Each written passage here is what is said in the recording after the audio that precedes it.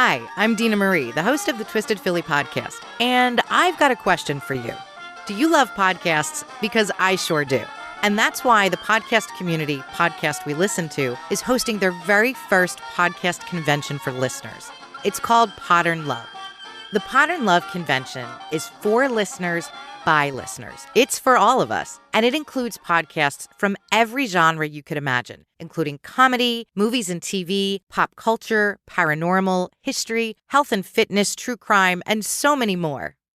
Our first convention is August 10th, 11th, and 12th, 2018, in one of the coolest cities in the country, New Orleans, Louisiana. And it's being held at the Intercontinental Hotel, which is a premier French Quarter hotel. The location is amazing, and the room rate can't be beat either. It's only $129 a night. Tickets are on sale on the website at www.podern.love. That's www.podern.love. There are over 40 independent podcasts already lined up to present at Podern Love, and we'll be adding more before the convention. Plus, featured podcasters have discount codes, so you can get a discount on your tickets. Be sure to follow Podern Love on Twitter and Facebook for the latest convention updates, news, information about new shows that are joining, and links to a dedicated website just for Podern Love attendees to book their hotel room. We can't wait to see you this August in New Orleans. And I can't wait to see you there as well. I will be there along with a lot of other great podcasts like Generation Y, Twisted Philly, Hillbilly Horror Stories, Pleasing Terrors, Murder Dictionary, and so many more. Mark your calendars for August 10th through 12th in New Orleans. Go to www.podern.love and use my offer code ONCE for a 10% discount. Podern Love 2018. Don't miss it. This podcast details true crime cases. It contains adult themes and may contain descriptions of violence. It is not intended for children. Listener discretion is advised. Thank you for joining me for today's episode of Once Upon a Crime. We're in the series Infamous Locales. In this series, I'll detail places that have become infamous after several crimes, mysteries, tragedies, or murders have occurred there. This time we're going across the pond, as they say, to visit London, England. A series of murders that occurred in the area known as Whitechapel would make it one of the most infamous places in England. While many of you are probably familiar with the Jack the Ripper murders, you might not know that there was most likely 2 serial killers operating in and around Whitechapel at the same time. This is Chapter 2 of Infamous Locales, Whitechapel and the Jack the Ripper murders. I love my dogs and care about their well-being. Because of that, it would be a crime for me not to feed my pups Canidae. I choose Canidae because a healthy dog is a happy dog, and I'm all about keeping my pets happy. Canidae is an independent and family-owned pet food company who uses the same care and quality ingredients they want for their own pets. That makes them aces in my book. To this end, Canidae has taken the first steps at Canidae Farms to become actively involved in growing their own fresh ingredients that you can feel good about feeding your pets. I have dogs who are not only picky eaters, but have sensitive stomachs. I was thrilled to find that Canidae offers so many types of pet foods to address the needs of puppy, adult, and senior diets, as well as limited ingredient foods that are easily digested. And my dogs Riley and Zoe love the taste. I know it because they actually eat it. Spoiled dogs. But I guess they know it's good. As a listener of my show, you can try Canidae for free by requesting a free sample at canidae.com/podcast. That's CANIDAE.com/podcast to try it for free and get more special offers. Keep your pets happy and healthy with Canidae. The East End of London lies east of the Roman and medieval walls of the City of London and north of the River Thames. Whitechapel is located close to the London docks. Because of this strategic location, it has long been a popular landing spot for immigrants and other working-class settlers. Since the 16th century, Whitechapel has been home to tanneries, breweries, and foundries. One of these foundries, the Whitechapel Bell Foundry, cast both Big Ben and Philadelphia's Liberty Bell. By the early 1800s, tanneries, slaughterhouses, and other industries in Whitechapel had created a crowded, noisy, and polluted district. It was located outside the city walls of London, so the police presence was somewhat scarce to serve the growing population. Working-class factory and dock workers eked out a living and lived in overcrowded, ramshackle housing. By the 1840s, Whitechapel and the East End resembled the London described in Charles Dickens' novels, rife with poverty, alcoholism, disease, homelessness, and crime. Women were especially vulnerable to crime and violence. Even the worst-paying factory jobs were not available to women, and if they were widowed, divorced, or unmarried, they had very few options available to earn enough to feed and house themselves. It was even worse if they had children to support on their own. Many women who found themselves in these desperate straits turned to prostitution to survive. By 1888, London's Metropolitan Police estimated that there were approximately 62 brothels and 1,200 prostitutes within Whitechapel. Note: while in current vernacular, the term sex worker is used to describe those who make a living trading sex for money, I will use the more antiquated term prostitute, since that is the term used in reports and articles from the late 1880s, when these events took place. The more updated term seems out of place in the telling of these cases. The other more poetic term used during the 1880s for prostitutes was unfortunates. As a result of these factors, Whitechapel earned a reputation as a place where bad things happened. The area around Flower and Dean Streets, located in Whitechapel, was described as, quote, perhaps the foulest and most dangerous street in the whole metropolis, unquote. But others debated that opinion because Dorset Street had also been called the worst street in London in newspaper accounts of that time. It was among these streets where a series of murders, later attributed to a fiend calling himself Jack the Ripper, began in 1888. On Tuesday, April 3, 1888, a young woman named Emma Elizabeth Smith, who worked as a prostitute in Whitechapel, was attacked, gang-raped, and robbed in the area of Osborne Street and Brick Lane. She survived the attack and was able to make it back to her lodging house at 18 George Street in Spitalfields. She told her lodger, Mary Russell, that she had been attacked by 3 men. She described one of them as a youth. She was taken to the London hospital, where it was discovered that a blunt object had been inserted into her vagina and had ruptured her peritoneum. Smith developed an infection from the injury and died the following day. Smith's murder was investigated, but her attackers were never caught. This is often identified as the first Jack the Ripper murder.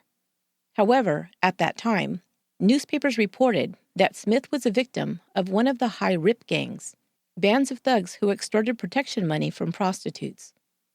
As well, Smith herself identified her attackers as a group of men, and the subsequent Ripper murders would be attributed to a lone killer. A second murder that occurred the following August has also historically been tied to Jack the Ripper. The body of Martha Tabram was discovered in the early hours of the morning of August 7th at the George Yards building in Whitechapel. She had been stabbed 39 times. 2 witnesses, a prostitute who knew Martha and the beat cop on duty in the area that night, reported seeing her in the company of 2 soldiers earlier that evening. Police believed Martha, a known prostitute, had been attacked and murdered by a client. Police investigated the murder and put several soldiers stationed nearby on identity parade, or what in America we call a lineup.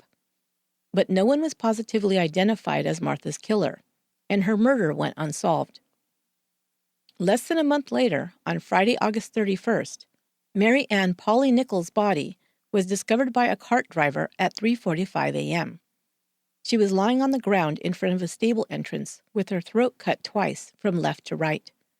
She had several more slashes to her abdomen, which had created deep cuts. Many now believe that Polly Nichols was the first true Jack the Ripper victim. Like later victims, her throat had been slashed and her body mutilated. The cuts to the abdomen and later the mutilation of other body parts would become his signature. But the next murder, just over a week later, would be the most grisly to date and would set off panic in the East End of London.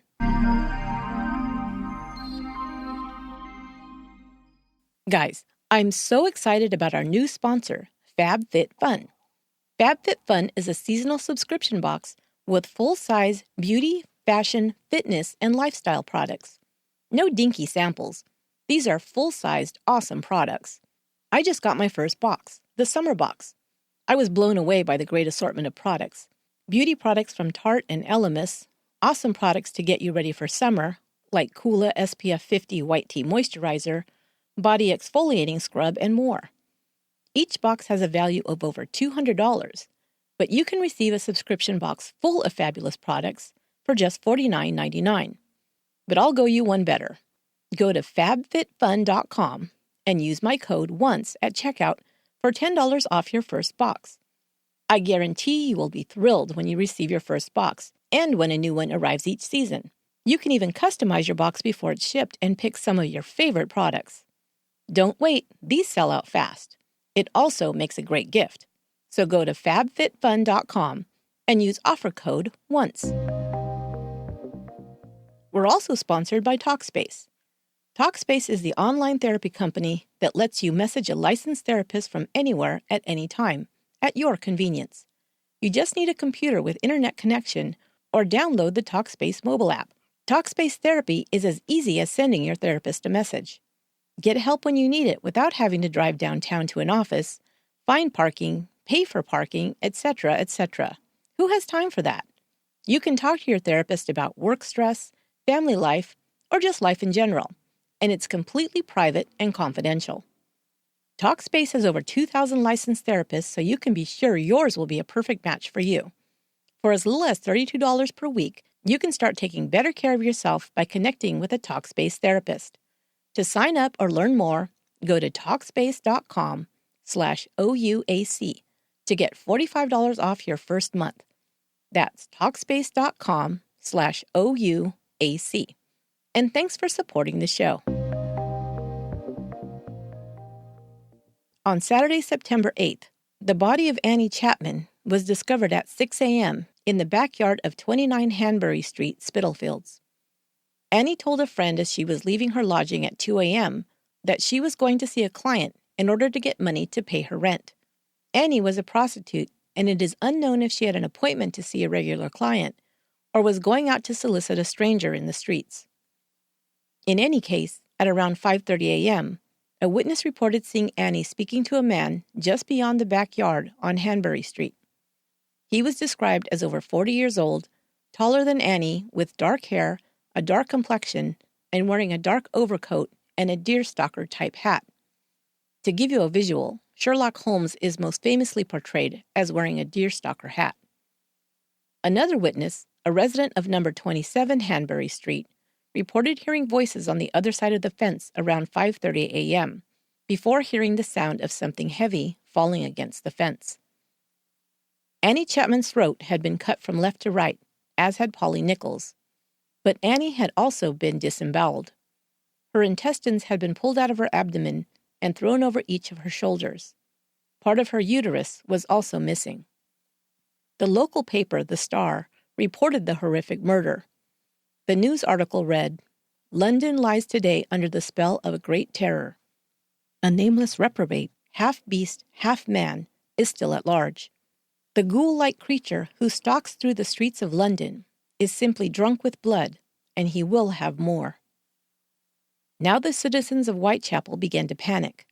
They demanded that the police find the killer quickly and put him behind bars. They criticized what they perceived as police inaction that allowed the killer to murder at will. A mob formed and descended on the Commercial Road police station. Residents believed mistakenly that a suspect had been arrested and was being held there. Local residents also formed the Whitechapel Vigilance Committee and offered a reward for the apprehension of the person terrorizing their community. They also hired 2 private detectives to investigate. Just 3 days after Annie Chapman's mutilated body was found, an arm was pulled from the Thames River near Pimlico, about 8 kilometers west of Whitechapel. On September 27th, a letter arrived at the Central News Agency. It was subsequently forwarded to Scotland Yard investigators. Dated September 25th, in part it read, "Dear Boss, I keep on hearing the police have caught me, but they won't fix me just yet. I have laughed when they look so clever and talk about being on the right track. I am down on whores, and I shan't quit ripping them until I do get buckled. Grand work the last job was. I gave the lady no time to squeal. How can they catch me now? I love my work and want to start again. The next job I do, I shall clip the lady's ears off and send to the police officers just for jolly. Wouldn't you? My knife's so nice and sharp, I want to get to work right away if I get a chance. Good luck, yours truly, Jack the Ripper. The cops and the newspapers now had a name for the killer, Jack the Ripper. The body parts found in the Thames are now not associated with Jack the Ripper, but with a second serial murderer known as the Thames Torso Murders.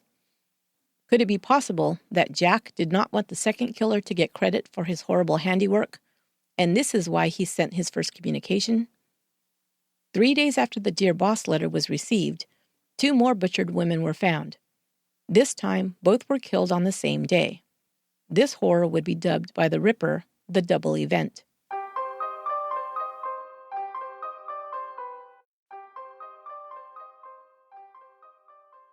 On Sunday, September 30th, the body of Elizabeth Stride was found at 1 a.m. inside a gate at 40 Burner Street, Whitechapel. Her throat had been cut from left to right. Investigators determined that she had been killed just minutes before she was discovered. Perhaps the killer had been frightened away quickly by someone arriving soon after the initial attack. The body was not mutilated, maybe because he didn't have time. Some speculate that this was why he sought out a second victim that same evening. This time, the murderer targeted Catherine Eddowes. She was found about a 12-minute walk from the place Elizabeth Stride was discovered. The Ripper worked quickly, slashing her throat and then mutilating her face and abdomen. Her intestines were splayed out over her shoulders, and her left kidney and uterus were removed. Her body was discovered at 1:45 a.m., most likely just minutes after she was killed. The following day, October 1st, a postcard was received by the news agency. It was again signed Jack the Ripper and made reference to the 2 murders. It read, "I was not codding, dear old boss, when I gave you the tip. You'll hear about Saucy Jackie's work tomorrow. Double event this time. Number 1 squealed a bit. Couldn't finish straight off. Had not got time to get ears off for police. Thanks for keeping last letter back till I got to work again. Jack the Ripper." The reference to the double event, as well as the confession that number 1 squealed a bit and that he couldn't finish straight off, seemed to confirm to police that the Saucy Jack postcard was from the Ripper. Some, however, doubt that any of the letters received during the Ripper investigation were real. There were some suspicions that newspapermen who had access to the details of the investigation wrote the letters in order to sell more papers. 1 day after the postcard was received, the torso of a woman was found on the grounds of the New Scotland Yard construction site. Of course, these grisly finds occurring during the middle of the hunt for the Ripper caused many to connect all the murders together. However, in time, only 5 murdered women would be definitively tied to Jack the Ripper. The other Whitechapel murders have either been attributed to the torso murderer or unrelated to either of these 2 serial killers. The 5 suspected Ripper victims are Polly Nichols, Annie Chapman, Elizabeth Stride, Catherine Eddowes, and the last one would be Mary Jane Kelly. Mary Jane Kelly, also known as Fair Emma, Ginger, and Black Mary, is believed to be the final authenticated Jack the Ripper victim. Her murder was the most brutal of all. Mary Jane had been married to a coal miner, but after he died in a mine explosion, she began trading sex for money in Whitechapel to support herself. She moved to London from Cardiff, where she at first worked in a brothel in the West End. She is said to have traveled to France with a client, but returned soon after. On her return, she began to use a French version of her given name, calling herself Marie Jeanette. Kelly was an alcoholic who was often loud and quarrelsome when drunk. This earned her the nickname of Black Mary. She moved to the poorer East End of London, most likely because the higher-end brothels in the West End no longer would employ her. She lived with one man after another in Whitechapel, the last one being Joseph Barnett. They met in April 1887, and quickly moved in together, taking a room located at 13 Miller's Court. It was located behind Dorset Street in Spitalfields. According to a neighbor, Kelly had broken the window beside the door of her room after losing her key while drunk. After that, she simply put her hand through the broken window to unlock the door. Barnett and Kelly had a falling out when Kelly returned to prostitution after he lost his job and had to take a lower-paying one. She then allowed another prostitute to stay in their room while he was at work. Barnett moved out of the room on October 30th, just a week before her death.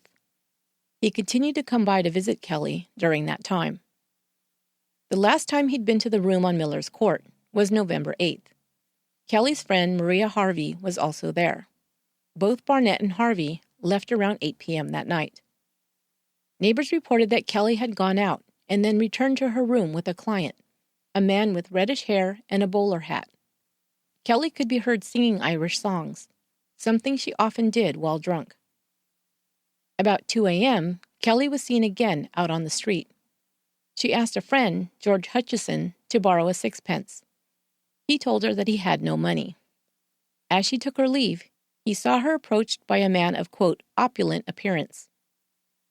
The two left walking towards Kelly's room. It was about 2:45 a.m. Kelly's neighbor returned to her room at 3 a.m. and noticed that the lights were off in Kelly's room.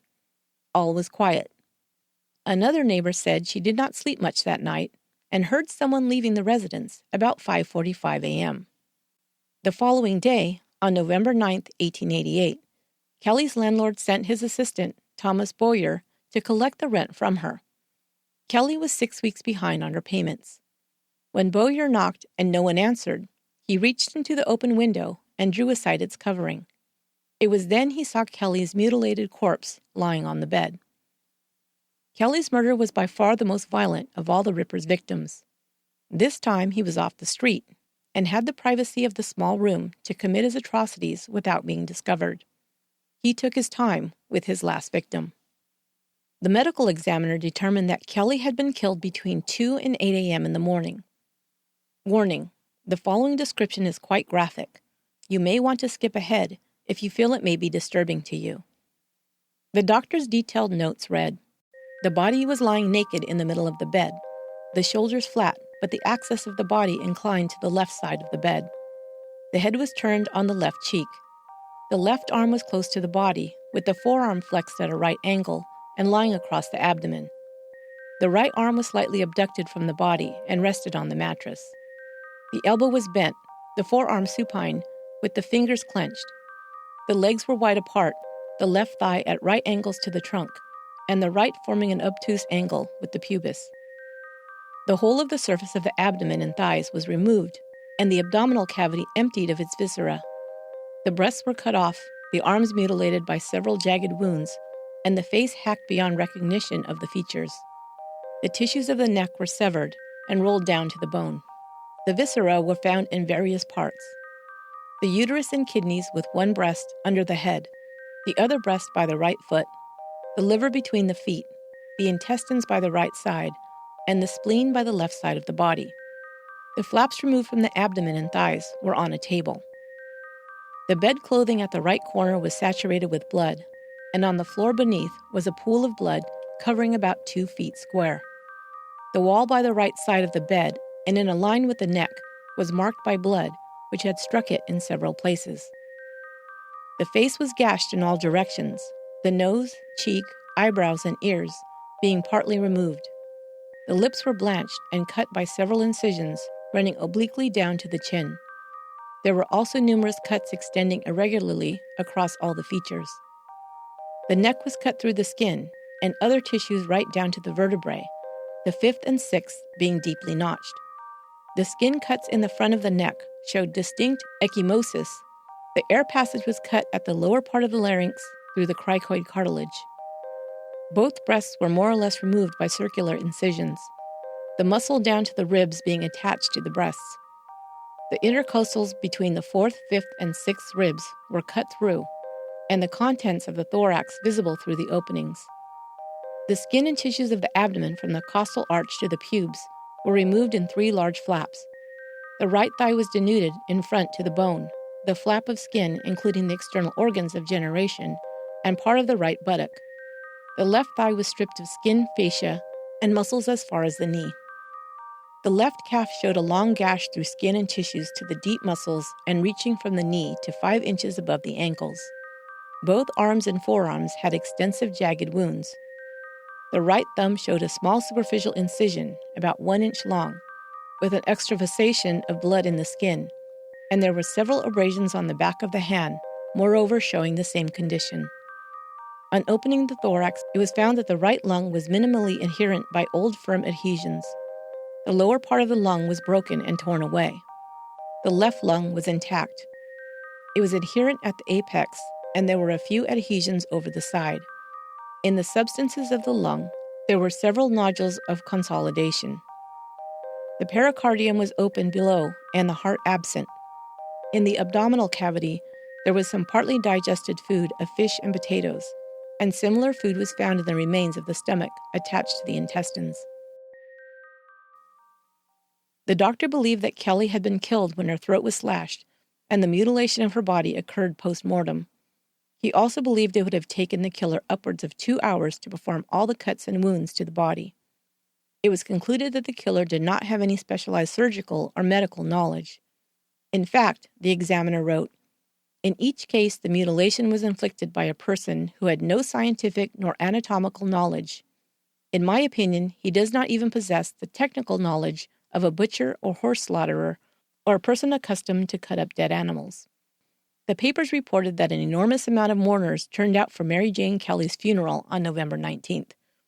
The streets were crowded, and it took some time to transport her from the Shoreditch mortuary to the cemetery at Leytonstone, which would be her final resting place.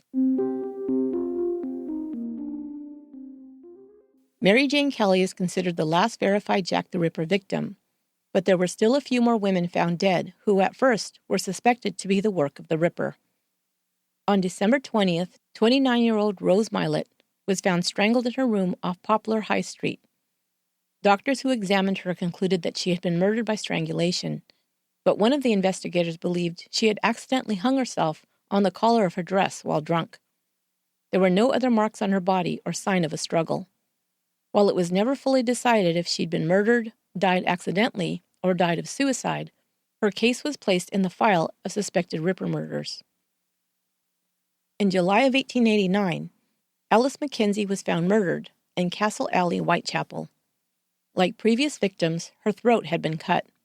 There were also wounds to her abdomen. Investigators didn't agree on whether she was murdered by Jack the Ripper or by a copycat killer. Then on September 10th, another torso murder was discovered. A woman's torso was found under a railway arch on Pinchin Street in Whitechapel. The surrounding area was thoroughly searched, but no other body parts were found. The victim was never identified, but her age was estimated between 30 to 40 years old.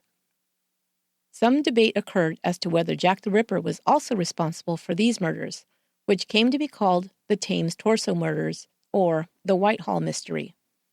Most Ripper experts discount this, as they believe they do not fit the modus operandi of Jack the Ripper.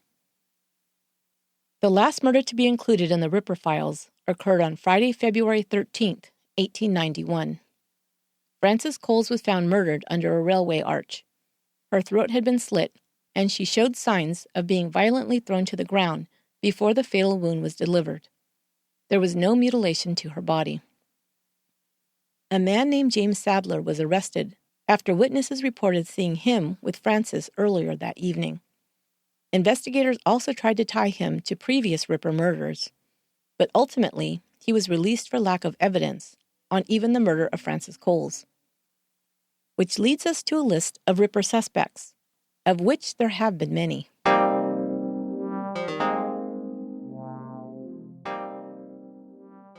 To this day, many have taken it upon themselves to investigate this now almost 130-year-old mystery. The question of who was Jack the Ripper has baffled and intrigued detectives, amateur sleuths, and self-described Ripperologists for over a century. Let's take a look at a few who have been considered suspects at one time or another. Joseph Barnett was the boyfriend of Mary Kelly at the time of her murder. He, as you might recall, moved out of the room they occupied together a week before her murder. Police looked into Barnett because he was unhappy that Kelly had returned to prostitution after he lost his job. The theory was that he first began killing other prostitutes to scare Mary away from a life on the streets, but when that didn't work out, became angry and killed her too.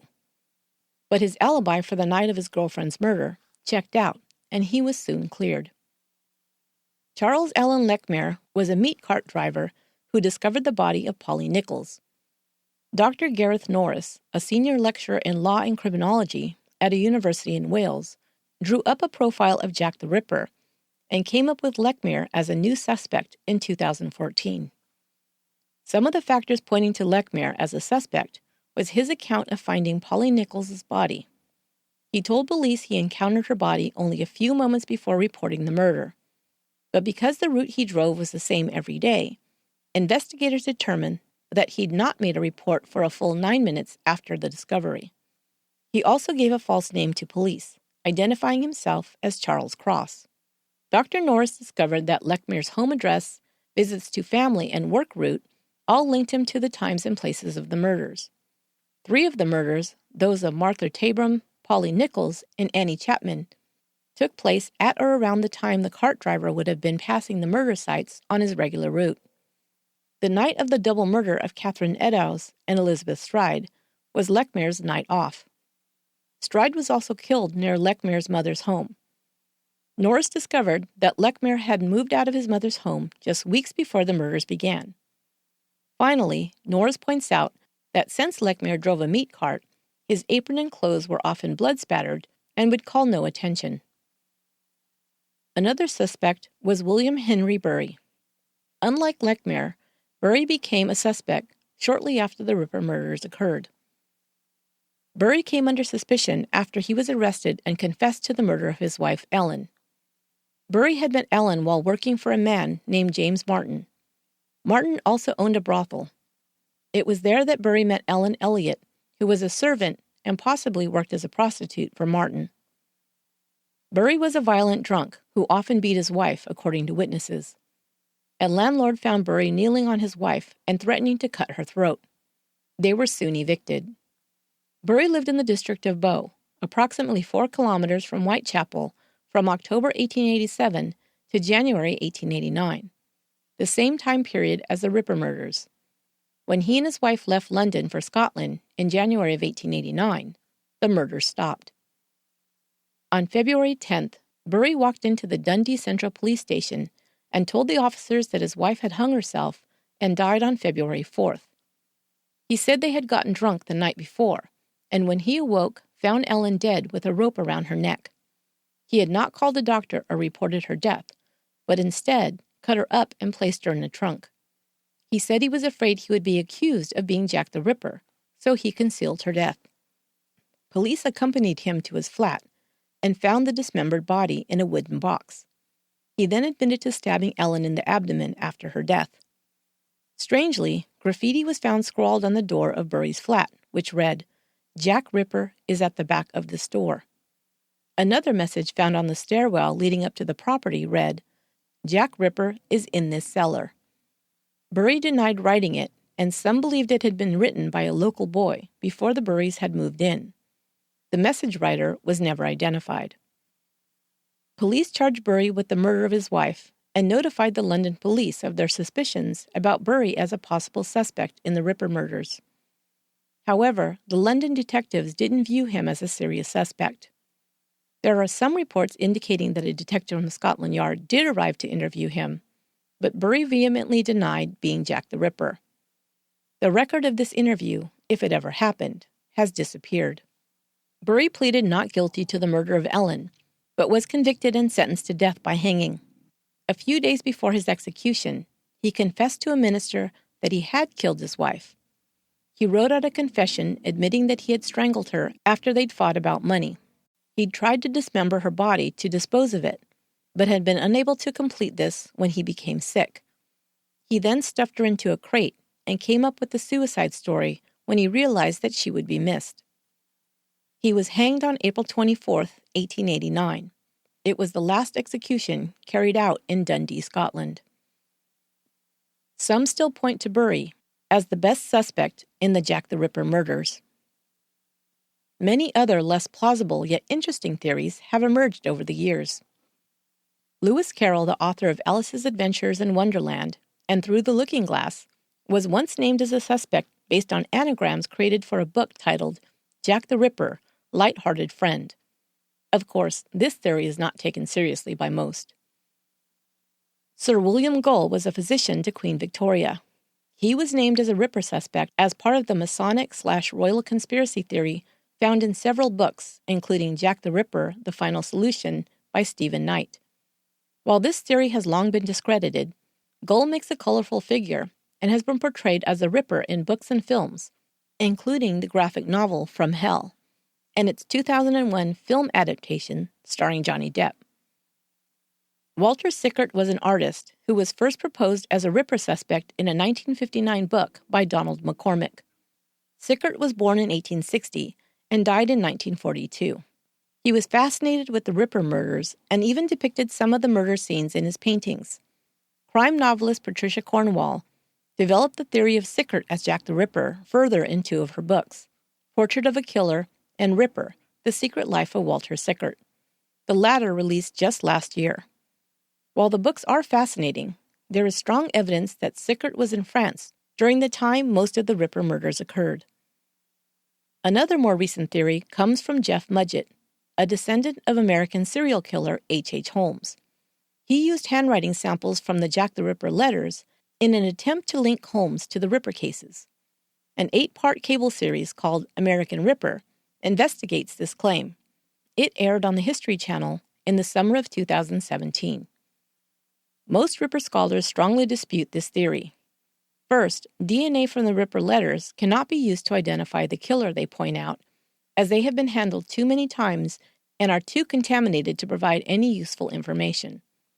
Secondly, many who have studied the Ripper letters believe them to be hoaxes and not written by Jack the Ripper at all. The prevailing belief is that Jack the Ripper was most certainly a resident of Whitechapel who knew the area well and could hide in plain sight without being suspected. It is also believed that only 5 of the murders, those of Marianne Polly Nichols, Annie Chapman, Elizabeth Stride, Catherine Eddowes, and Mary Jane Kelly, were committed by a single person known as Jack the Ripper. As of this date, his identity remains a mystery.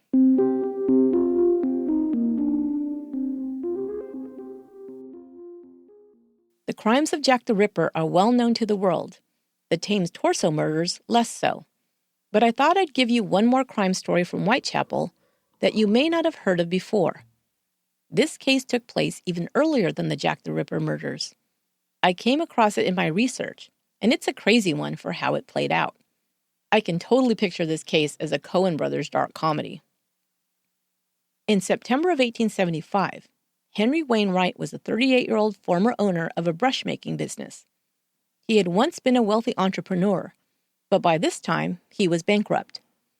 After losing his business, he'd taken a job working for a corn merchant. One of his former employees, Alfred Stokes, was now his co-worker. One evening, Wainwright asked Stokes to help him move a couple of parcels from his old warehouse that was located, you guessed it, in Whitechapel. On Whitechapel Road, to be exact. Anyway, Stokes agreed and helped Wainwright carry the parcels to the street. As he was moving them, Stokes smelled something bad and suspected that Wainwright was stealing human hair. At that time, it was used for brush making. While Wainwright left for a few minutes to hail a cab, Stokes took a peek inside one of the parcels. He saw not human hair, but a human hand. The parcel was obviously too small to hold an entire body, so he was helping to move parcels that contained body parts, he realized. Horrified, he was still able to play it cool when Wainwright returned moments later with the cab.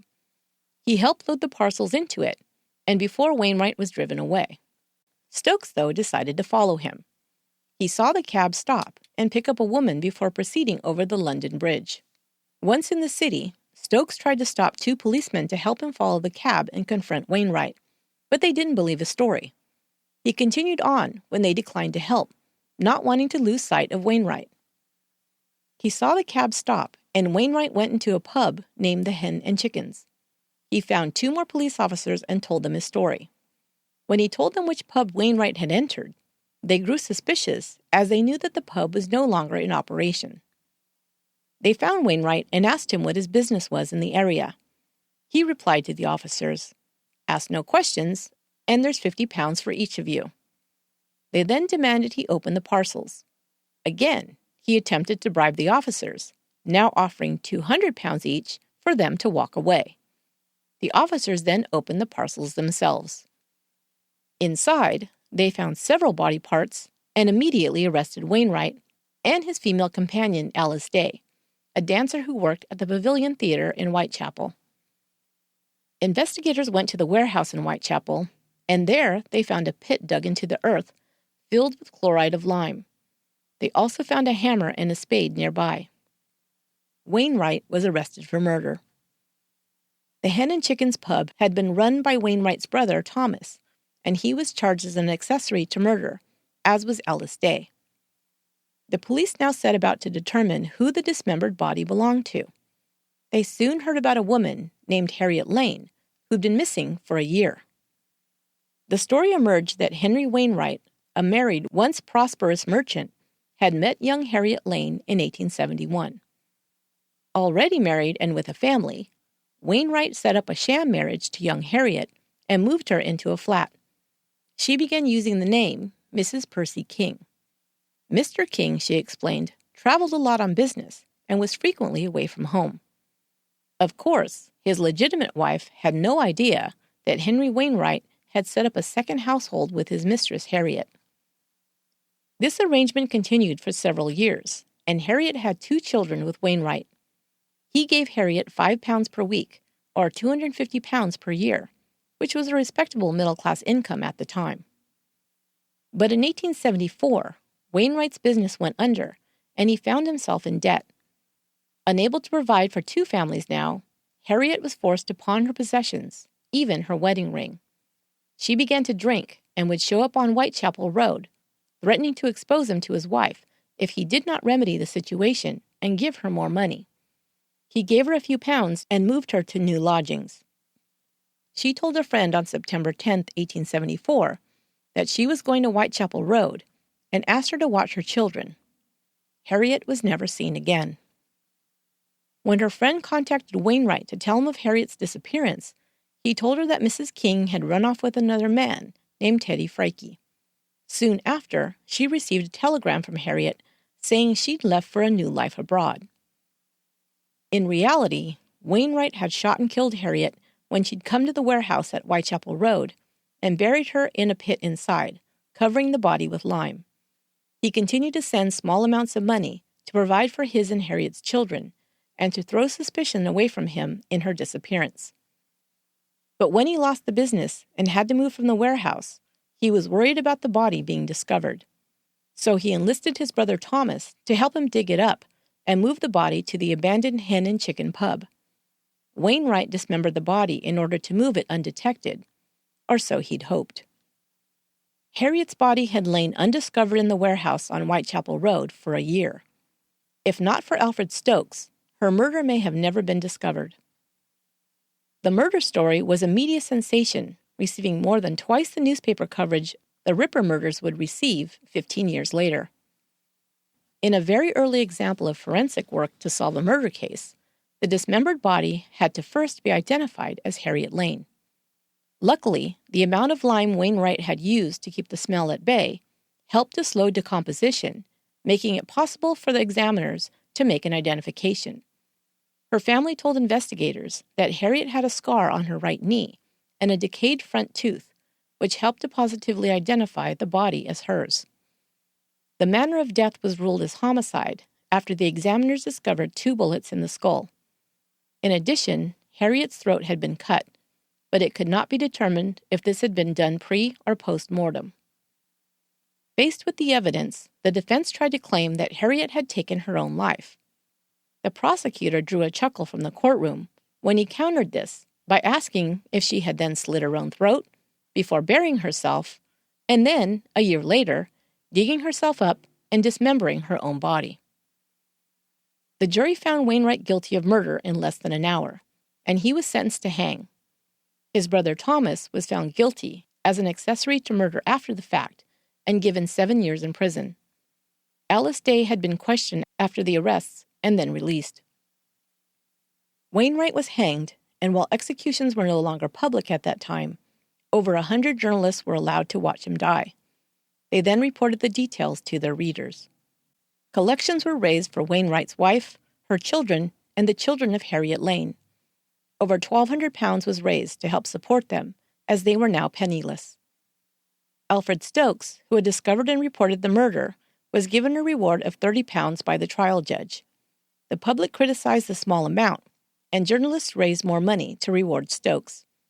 He'd become something of a media darling, but his 15 minutes of fame had negative consequences. Stokes had been threatened, and a friend of his was attacked by some of Wainwright's supporters. The public was so fascinated with the case, even after Wainwright's execution, that penny pamphlets outlining the story, along with cartoon illustrations, became a big seller. One was titled The Whitechapel Tragedy. The following year, the Royal Clarence Theatre in Dover performed the Whitechapel Tragedy for a week to sold-out audiences. It would be reprised by other theater groups for the next several years.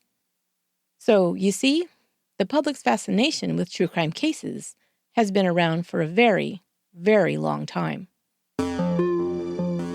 That will do it for this episode of Once Upon a Crime. I want to thank Haley Gray once again for helping me with the research for this episode. Thanks once again also to my sponsors this week, Canaday Pet Food, FabFit Funbox, and Talkspace. And thank you for your patronage of these great sponsors.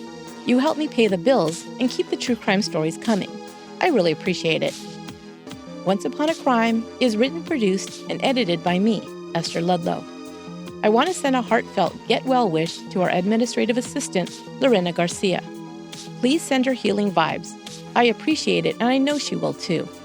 I hope you're feeling better every day, Lorena. Until next time, be good to one another.